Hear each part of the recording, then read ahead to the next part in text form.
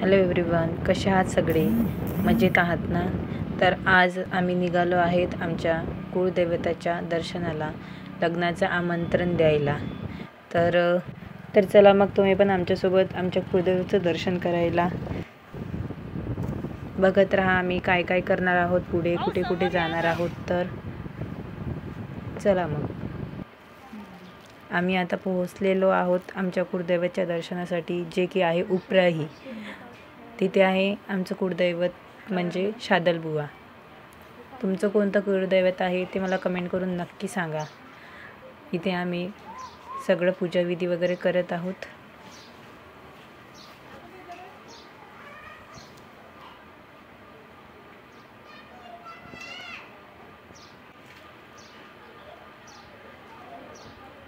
इथे जास्तीत जास्त उडदाचा मान आहे.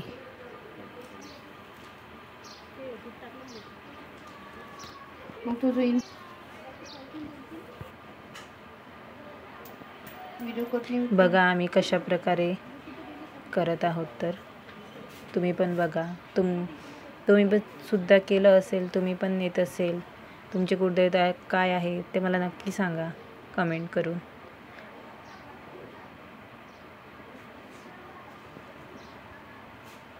इथे मी धूपबत्ती लावत आहे.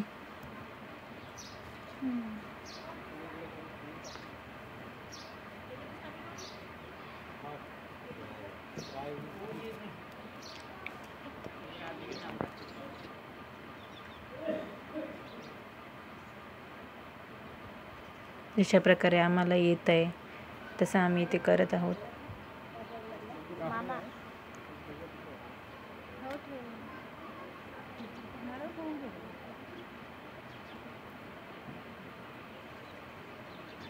इथे दादा नारळ फोडत आहे, ते सुद्धा खराब निघालेलं आहे.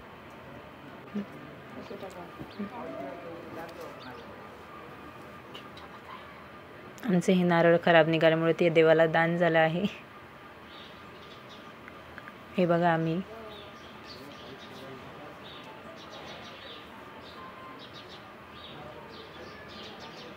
अशा प्रकारे हे मंदिर आहे. इथे कोण कोण आला आहे मला कमेंट करून नक्की सांगा. तर आम्ही आता पुढल्या मंदिरात जाण्यासाठी निघालेलो आहोत. चला मग तुम्ही पण आमच्यासोबत पुढल्या दर्शनाला.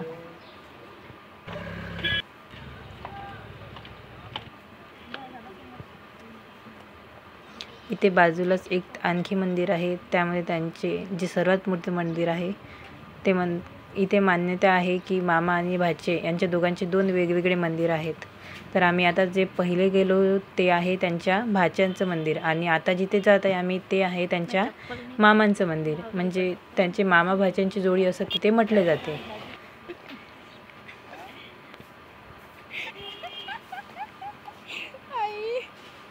बघा किती सुंदर अशी फुलांची वेल झालेली आहे, खूप सुंदर.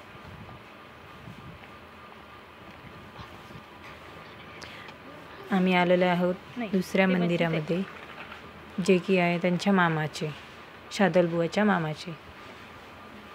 बघा कशा प्रकारे मंदिर आहेत. तर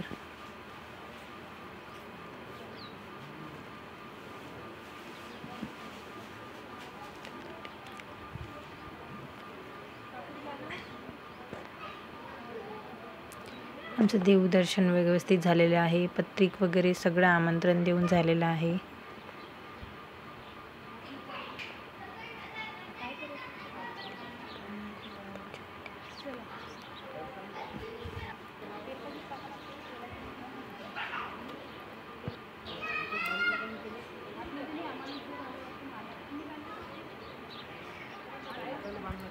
हे खूप जुनं मंदिर आहे.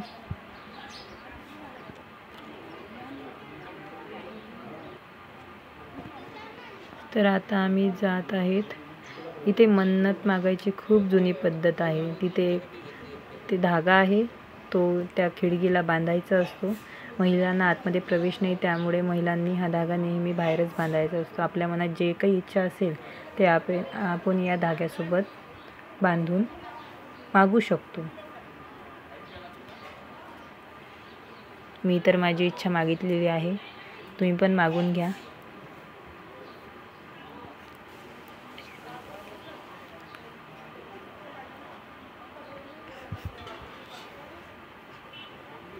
चला मग एक मंदिराची फेर मारून झालेली आहे. आमचं देवदर्शन झालं आहे आम्ही आता निघालो आहोत पुढल्या प्रवासासाठी.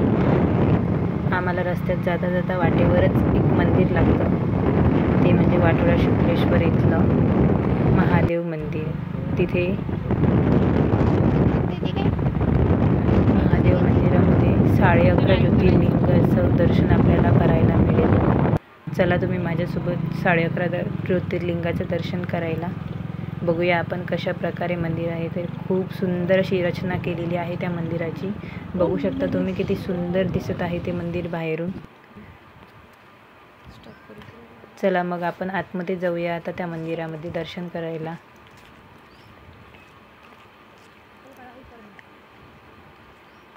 किती सुंदर आणि रम्य वातावरण आहे इथलं बघा.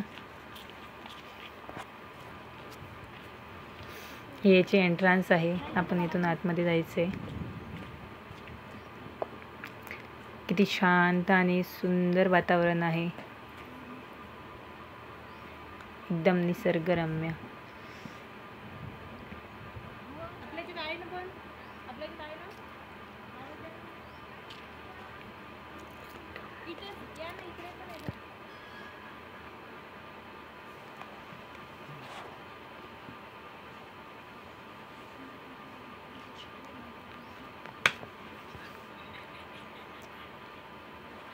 आपण इथे आले आहे. हे आहे घृष्णेश्वर मंदिर.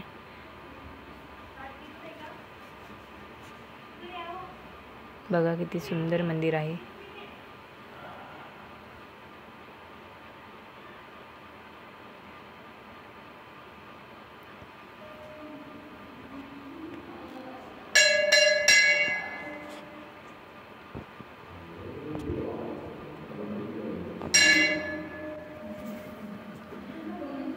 चला मग तुम्ही पण दर्शन करून घ्या ज्योतिर्लिंगाचे.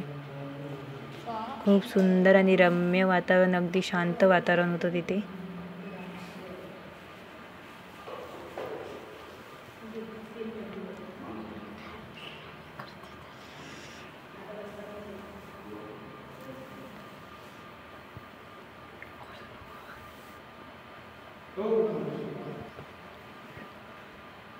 नंदी महाराज बघा किती अप्रतिम मूर्ती बनवलेली आहे.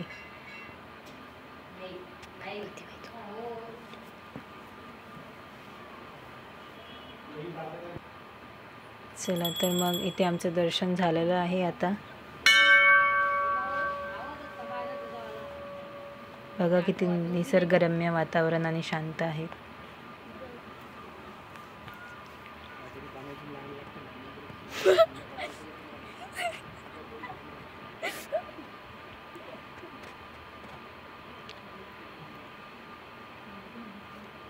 हे आहेत 11.5 ज्योतिर्लिंग.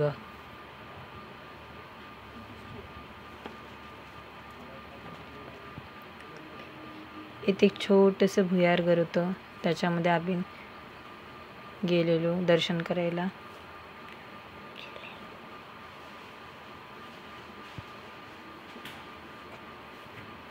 खूप छोटासा रस्ता होता त्यामध्ये.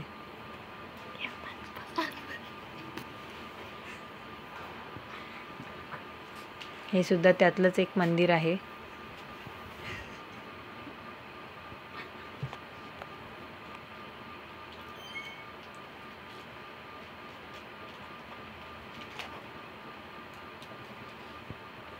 बघू शकता तुम्ही बाहेर सुद्धा किती निसर्गरम्य वातावरण आहे.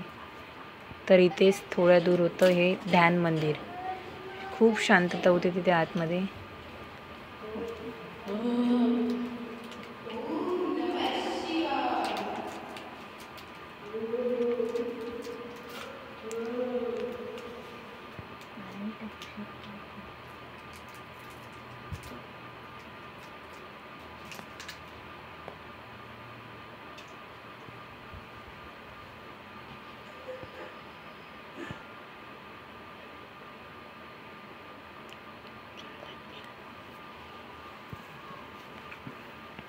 चला तर मग भेटूया नंतर.